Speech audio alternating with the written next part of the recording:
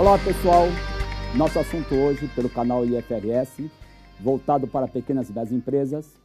Nós temos hoje como tema o pronunciamento CPC, que está homologado pelo Conselho Federal de Contabilidade por meio da Norma Brasileira de Contabilidade Técnica Geral número 1000, que trata de contabilidade para pequenas e médias empresas. E o nosso tema hoje é investimento em controlada e em coligadas. Então, apresentaremos para vocês, né, os conceitos gerais contidos nessa seção 14, que trata desse tema, e, na medida do possível, apresentaremos slides com exemplos para esclarecer um pouquinho melhor os conceitos que serão apresentados. Então, primeiro, vejamos que esta seção 14, ela trata do quê? Da avaliação que uma entidade deve fazer nos investimentos que ela tem coligadas e controladas, nas demonstrações que ela vai apresentar para terceiros. Essas demonstrações são elaboradas de várias formas que nós veremos aqui, que nós teremos as demonstrações individuais, as demonstrações consolidadas e também as que são chamadas demonstrações separadas. Então, a elaboração dessas demonstrações contábeis, né, é que será objeto, então, da sessão que iremos desenvolver daqui para frente, né? Não trataremos da consolidação de demonstrações contábeis, porque a consolidação é um tema específico tratado na seção número 9. Então, primeiro vamos conceituar aqui as demonstrações contábeis, as quais serão tratadas nessa sessão. Começando com as demonstrações individuais, que são obrigatórias, e são as demonstrações apresentadas de uma única entidade. Então, quando uma empresa ela elabora suas demonstrações contábeis, ela deverá elaborar, por meio da qual visualizaremos a situação patrimonial, econômica e financeira dessa empresa como sendo uma única entidade.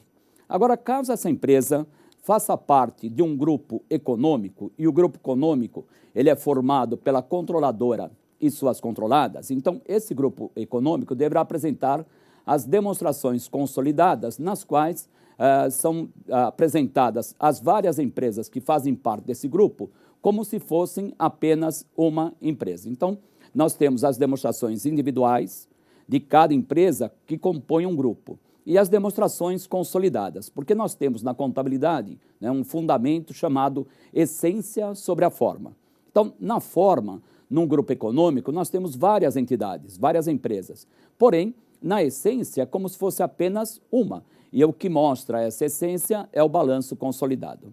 Nós temos também, no IFRS, as chamadas demonstrações separadas. Essas demonstrações, elas não são obrigatórias, elas somente são apresentadas quando algum investidor, né, solicita que a investidora, que a controladora de um grupo, apresente as suas demonstrações separadas, né, desse grupo. Então, nessa demonstração, o investimento que essa controladora tem nas suas coligadas e nas suas controladas deverá ser avaliado pelo valor justo ou pelo método de custo.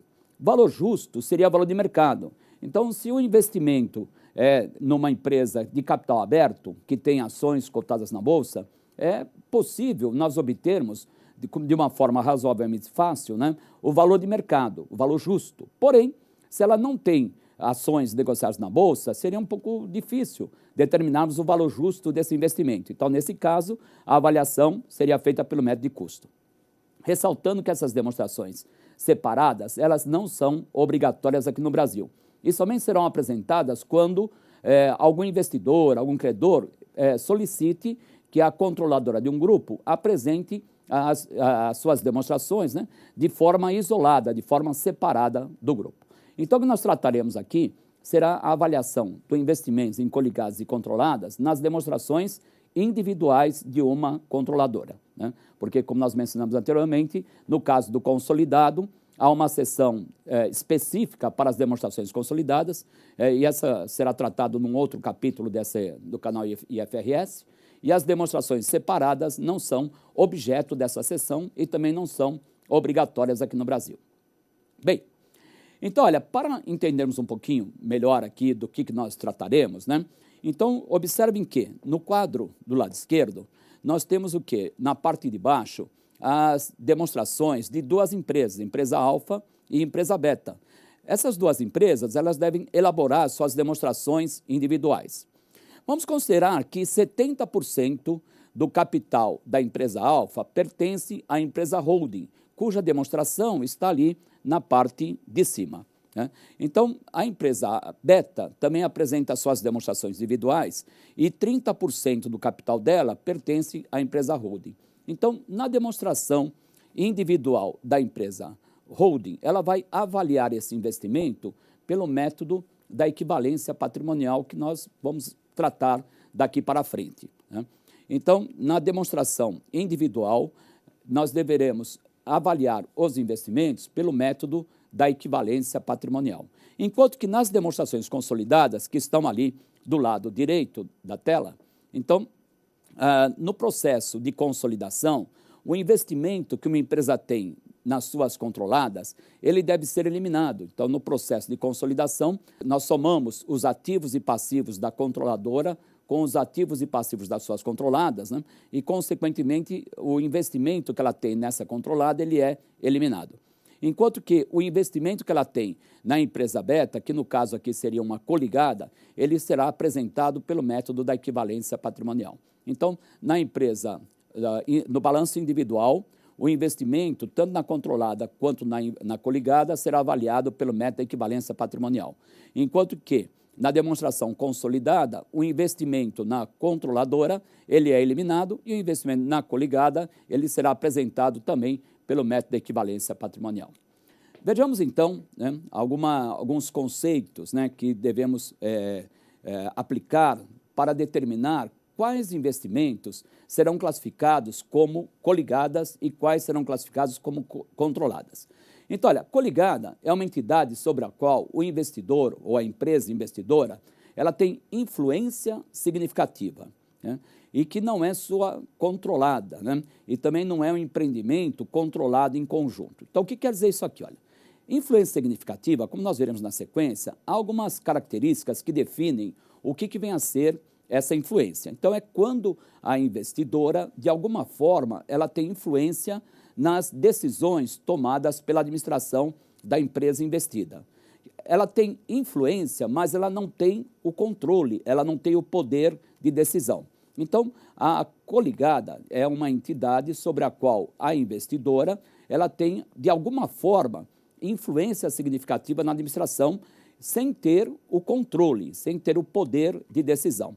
E também não é uma controlada em conjunto, não é uma joint venture, né? Que na controlada em conjunto é quando duas empresas têm 50% do capital votante de uma outra empresa. Então, esse assunto joint venture e controlado em conjunto também é tratado numa seção específica da Norma Brasileira de Contabilidade e Técnica Geral número 1000, que trata da contabilidade para pequenas e médias empresas.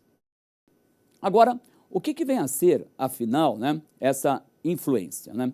Então, a influência é o poder de participar nas decisões das políticas econômicas, financeiras, operacionais de uma entidade coligada, né? Agora, como determinar se há ou não há essa influência? Então, considera-se que há a influência quando a investidora tem pelo menos 20% do capital votante da sua investida. O que é capital votante? Se a investida for uma SA, capital votante são as ações ordinárias, né? Numa limitada, o capital votante são as cotas. Então, numa SA, capital votante ações ordinárias, numa limitada são as cotas. Então, quando uma empresa tem pelo menos 20% do capital votante de uma outra empresa, ela é considerada sua coligada. Desde que, logicamente, não ultrapasse 50%, porque se ela ultrapassar 50%, aí já passa a ser considerado uma controlada. Então, será considerado 20% quando ela tiver mais que, será considerada coligada quando ela tiver mais que 20% do capital votante. Caso ela tenha menos que 20%, também será considerado coligada se for comprovado que, de alguma forma, ela também tenha influência na avaliação do investimento nessas coligadas, então, e na influência na administração dessa coligada. Por exemplo, caracteriza influência quando elas têm administradores comuns. Então, vamos supor, o diretor financeiro da investidora também é diretor financeiro da coligada. Ela tem o poder de eleger um ou mais administradores, então ela pode eleger um diretor, um membro do conselho fiscal, um membro do conselho de administração. Ela tem um volume relevante de transações, de operações comerciais, financeiras, né? Há uma dependência tecnológica ou financeira entre elas, há um recebimento permanente de informações contábeis e planos de investimento, ou uso comum de recursos materiais, tecnológicos ou humanos. Então, esses aqui são alguns exemplos que caracterizam influência. Quando que devemos observar isso? Quando a participação for menor que 20%, porque se for maior que 20%, já é considerado influência. Para exemplificar, vejamos aqui, olha, nós temos começando de baixo para cima, então nós temos aqui, olha, a empresa Gama, que está aqui na parte de baixo, né, na qual nós vemos que 90% do capital dela pertence à empresa Alfa. Então, a empresa Alfa controla a empresa Gama. E 70% do capital da empresa Alfa pertence à Holding X. Então, a Holding X controla a empresa Alfa, que, por sua vez, controla a empresa Gama. Então, a Alfa é considerada uma controlada direta da X e a Gama uma controlada indireta. A X ela tem 50% do capital da Beta. E veja que os outros 50% pertencem à holding Y. Então, a Beta, no caso, é controlada por X e Y. Então, é uma controlada em conjunto. E a X ela tem 20% do capital das séries. Então, se esses 20% forem de ações que dão direito a voto, serão considerados o quê? Uma coligada. Se não tiver direito a voto, teria que ver se ela tem, de alguma forma, influência na administração da empresa séries. A Holding Y ela tem 30% do capital da empresa Alfa, que, por ser uma limitada, então a Alfa é uma coligada de Y. Y tem 50% de Beta, então é controle conjunto, e Y tem 80% de séries, então séries é controlada por Y. Então nós temos aqui dois grupos empresariais, o grupo azul, formado pela X, Alfa e Gama, e o grupo verde, composto pela Y e a séries, né, que é a sua controlada. Já a Beta, como é uma controlada em conjunto, isso aqui, como eu falei, ela é uma joint venture e há uma seção específica para esse tipo de investimento. Agora, como que a investidora fará a avaliação desse investimento? Então, a seção 14 do pronunciamento possibilita que haja avaliação de três formas, que é o método de custo, o método de equivalência e o método de valor justo. Então, nós temos três alternativas, porém, apesar da seção nos dar as três alternativas, o método que vamos utilizar dependerá do quê? Dependerá do tipo de empresa que nós estejamos elaborando as demonstrações. Então, se ela for uma SA, ela deve elaborar as demonstrações de acordo com a Lei 6444, que determina que o investimento em coligadas e controladas deve ser avaliado pelo método da equivalência patrimonial. Ele somente será avaliado pelo método de custo caso ele seja destinado à venda. E aí nós teremos que fazer também a determinação, se for possível, pelo valor justo. Então, o que nós trataremos aqui é da equivalência patrimonial. Então, a Lei 6404, no seu artigo 248, determina que as entidades que tenham participações em coligadas e controladas deverão avaliar esse investimento pelo método da equivalência patrimonial. Então, apesar de que a seção 14 possibilita, né, ela dá alternativas de método de custo, método de valor justo, nas demonstrações individuais da investidora, se ela for uma SA, ela deverá avaliar de acordo com a Lei 6404, que é o método da equivalência patrimonial. Então, olha, quais são as contas que terão reflexo, né, em função da participação que uma empresa tenha no capital de outras, de suas coligadas ou controladas? Então, o investimento na coligada, ele aparece lá no ativo não circulante, no grupo de investimentos. Não há reflexo no passivo das empresas, a menos que ela tenha adquirido essa participação e tenha dívidas, né, em decorrência dessa aquisição.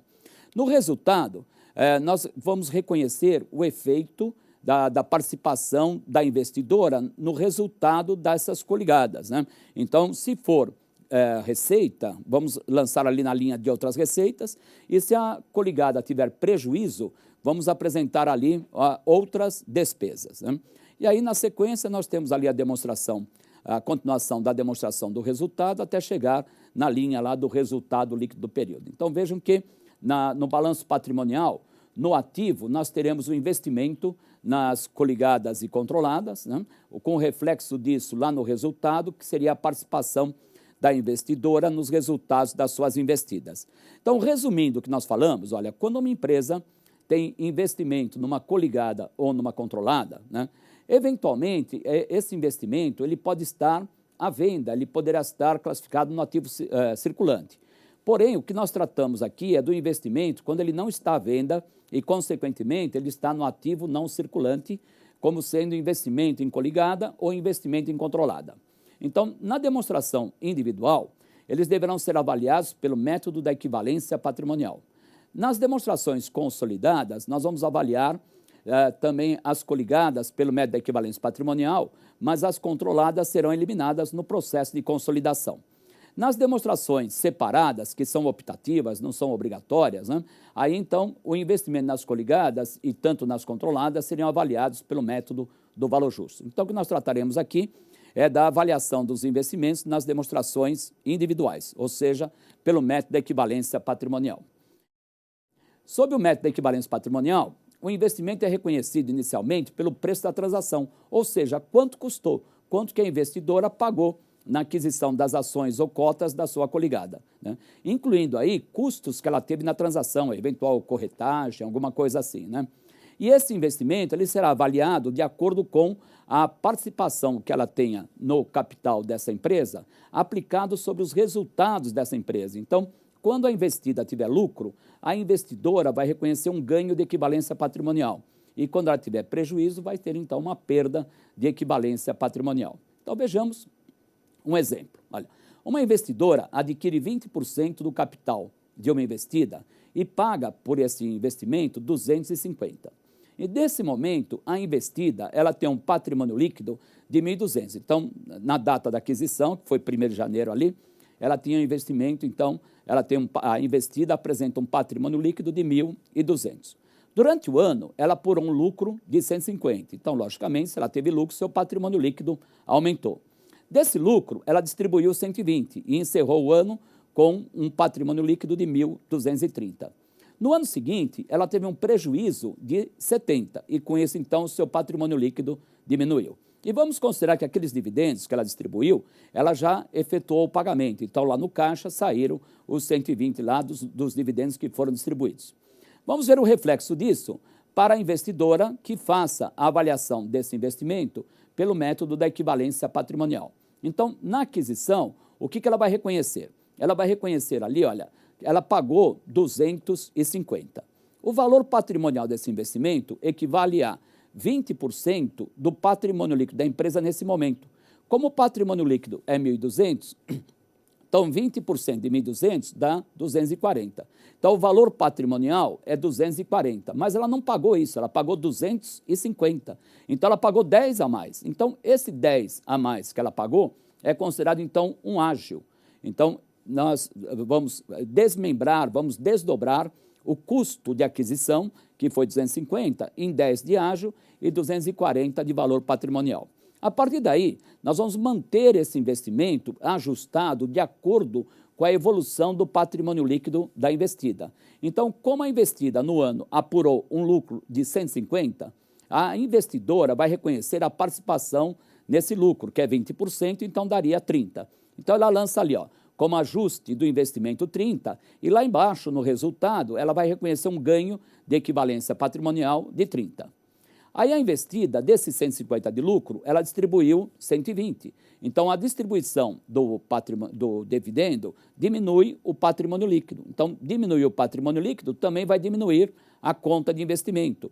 Como a investida pagou, a investidora recebeu. Então, no caixa, lá embaixo, olha, ela recebeu 24 lá, que é o valor da participação dela, 20% sobre os dividendos que foram distribuídos.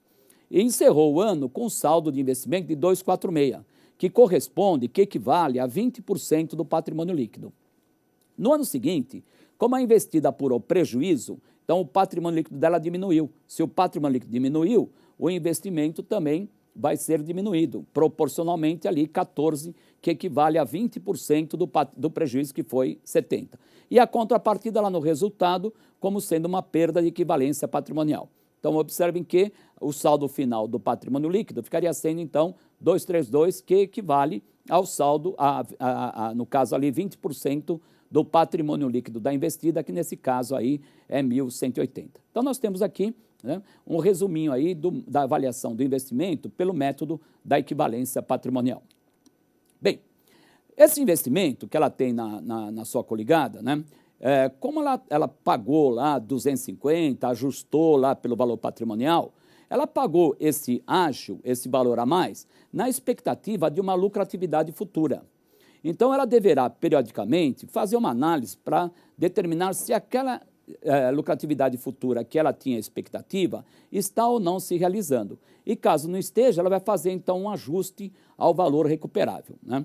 Não é necessário manter separadamente a conta de ágio e a conta de investimento e fazer o teste também de ajuste ao valor de recuperação isoladamente, se faz no global, né? Então, soma-se o ágio mais o valor do investimento para verificar se a expectativa de lucratividade está ou não sendo realizada. Bem, qualquer ágio, né, por expectativa de rentabilidade, né, que é contabilizado lá como goodwill, né, faz parte, então, da conta de investimento na coligada, né, e não é necessário, como eu falei anteriormente, que seja feita a avaliação do valor recuperável separadamente do valor do investimento. Então, ele pode ser considerado como um todo lá, o valor do ágio mais o valor do investimento. Então, nós temos aqui, agora, alguns exemplos sobre a chamada combinação de negócios que ocorre quando uma empresa adquire o controle de outra empresa. Então, aqui no exemplo que eu mostrei anteriormente, nós tínhamos o quê? Nós tínhamos uma participação, uma aquisição de investimento numa coligada. Agora, quando a empresa adquire mais que 50% do capital votante, isso é considerado combinação de negócios, porque há uma troca de controle. E, nesse caso, os ativos da controlada, né, que está sendo adquirida, deverão ser avaliados pelo seu valor justo. Então, vamos imaginar ali, olha, nós temos o ativo da empresa cujo controle está sendo adquirido, formado por estoque imobilizado, outros totalizando ali R$800. Ela tem um passivo de R$500. Então, o patrimônio líquido nesse momento é 300. E a investidora aqui, ela adquiriu 80% do capital dessa empresa e pagou por isso, então, R$400. Então, como que a investidora fará a avaliação e a contabilização desse investimento? Então, a primeira coisa a ser feito é fazer o ajuste ao valor justo, ao valor de mercado, dos ativos identificados. Então, no caso ali, o estoque imobilizado, então é feita uma pesquisa de mercado para determinar qual seria o valor justo, qual seria o valor de mercado, que é o que está sendo reconhecido ali na coluna da direita, né? Então, como vocês estão observando ali na coluna da direita, né? Então, nós temos ali o valor justo do estoque, 110, do imobilizado, 330, e vamos considerar que os demais ativos e também passivos, eles já estejam pelo seu valor justo, então nós não teríamos ali nenhum ajuste. Então, o patrimônio líquido ajustado ficou em 340, e o custo da aquisição desse investimento foi 400. Então, como que a investidora fará o reconhecimento disso? Então, primeiro, olha, na investidora, ela vai reconhecer o valor patrimonial do investimento, que no caso aí é 240, que equivale o quê? A 80% de 300, que é o patrimônio líquido contábil. Como esse patrimônio líquido está sendo ajustado em 40, e esse ajuste é extracontábil, então ela vai reconhecer ali 32, que seria o quê? O goodwill, né? Que seria mais-valia do ativo imobilizado. Então, 32 ali é 80% de 40, que é aquele ajuste de estoque e ajuste imobilizado. Então, somando 240 com 32, nós temos 272, que seria o quê? O valor justo desse investimento. Então, esse valor justo, 272, corresponde a 80% de 340. Agora, como ela pagou 400, então ela pagou um ágio da diferença ali, que é 128, totalizando ali os 400. Então, esse ágio é considerado como sendo ágio por expectativa de rentabilidade futura, fundamentado no goodwill. O que é o goodwill? É aquele conjunto de ativos intangíveis daquela empresa que está sendo adquirida que não está reconhecido contabilmente, como sendo carteira de clientes, a sua reputação, capital intelectual, assim por diante. Então, a investidora ela vai registrar esse investimento da forma como está ali da parte de baixo. Então, ela vai abrir na conta de investimento, no grupo investimento, uma conta pelo valor patrimonial do investimento, que é 240. Vai abrir uma conta de mais-valia de estoque, que é 80% dos 10, lá em cima, do ajuste.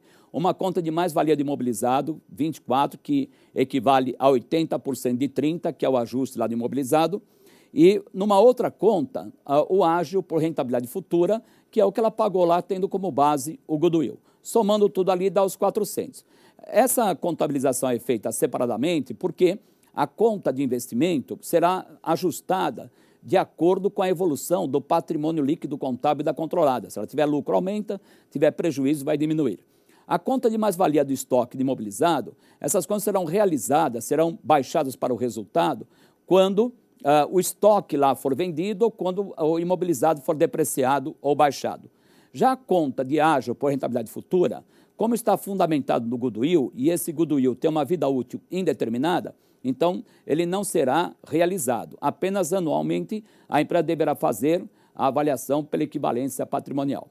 Bem, no próximo slide, nós temos o mesmo exemplo, mudando apenas o custo da aquisição de investimento. Veja que é a mesma tela. O que eu mudei ali apenas foi o custo de aquisição, que no anterior nós tínhamos 400 e agora aqui nós temos 250.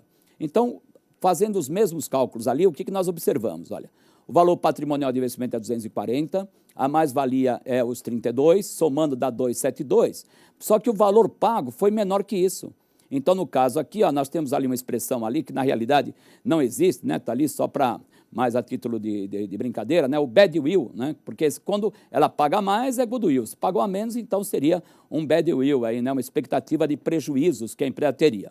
Então, como que a investidora fará a contabilização? Ela vai lançar ali o valor patrimonial de investimento, que é 240, a mais-valia do estoque, que seria os 8, né?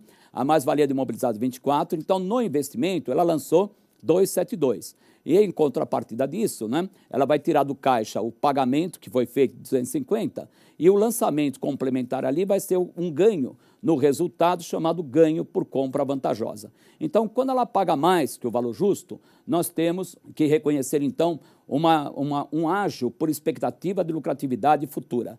Quando ela paga menos, então, o que nós temos na realidade seria o quê? Um ganho, porque ela pagou menos do que o valor justo. E esse ganho que antes desse processo de convergência para as normas internacionais, era chamado de deságio, agora é chamado ganho e é apropriado diretamente no resultado. Bem, é importante também notar o seguinte, que a empresa ela pode ter operações comerciais com as suas coligadas e suas controladas. Então, essas operações comerciais, elas podem gerar ativos que foram adquiridos, né, vendidos e comprados entre elas, né, e nesses ativos há lucros que não realizados. Então, esses lucros, eles deverão ser eliminados, né, no processo de se apurar o resultado da equivalência patrimonial. Então, vejamos aqui, olha, um exemplo de lucros não realizados. Então, há várias situações que podem gerar esse lucro não realizado, e vamos mostrar apenas aqui uma situação na qual nós temos uma operação chamada downstream, ou seja, de cima para baixo. É quando uma investidora vende uma mercadoria, vende um ativo para a sua coligada.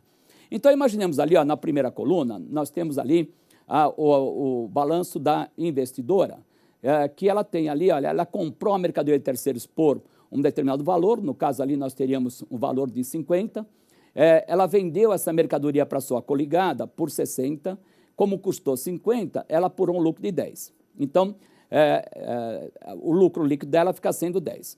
A coligada ali do lado direito, ali, que vocês estão vendo, lá embaixo, ela está mostrando ali, olha, que ela tem nesse momento um patrimônio líquido de 200. Ela comprou essa mercadoria da sua investidora e reconheceu isso no seu ativo. Então, e revendeu isso para terceiros. Como ela revendeu, ela não tem mais essa mercadoria no estoque. Então, ela revendeu essa mercadoria para terceiros e apurou um lucro de 20, o seu patrimônio líquido aumentou, então, de 200 para 220. A investidora, antes, ela tinha lá o seu investimento avaliado ali pela equivalência patrimonial, que equivale à sua participação no PL da investida. Considerando que lá em cima, olha, ela tem lá 30% do capital da investida, então, como o PL da investida antes da operação era 200, então esse investimento está avaliado em 30%, que seria, então, 60. Aí ela reconhece, então, a sua participação, a sua operação comercial, e o lucro que ela teve de participar no resultado da coligada, na operação comercial da coligada. E com isso, então, ela vai ter um patrimônio líquido final de 518 e o investimento lá em cima ficaria, então, com 60 anterior, mais 8 da equivalência patrimonial, totalizando, então, o valor, então, de 68, que corresponde desculpe, 66, que corresponde a 30% do PL final da investida. Então, nesse caso aqui, não houve lucros não realizados. Porém, caso ela não tivesse revendido isso para terceiros, ela teria mantido no estoque esse valor, então, dessa mercadoria e, consequentemente, nós teríamos, então, um lucro não realizado. Bem, pessoal, nesse slide aqui eu apresentei a vocês um exemplo de uma operação comercial da investidora vendendo mercadoria para a sua investida. Como a investida revendeu para terceiros, não há lucros não realizados. Então, esse material estará disponível para vocês no site do CRC e, além do que foi apresentado aqui, há outro material complementar com exemplos de operações em que há lucros não realizados, tanto de venda da investidora para a sua coligada, quanto da sua coligada para a investidora. Então, esse material está já disponível para vocês. Eu espero que seja útil aí no estudo desse tema. Okay? Obrigado e até uma próxima oportunidade.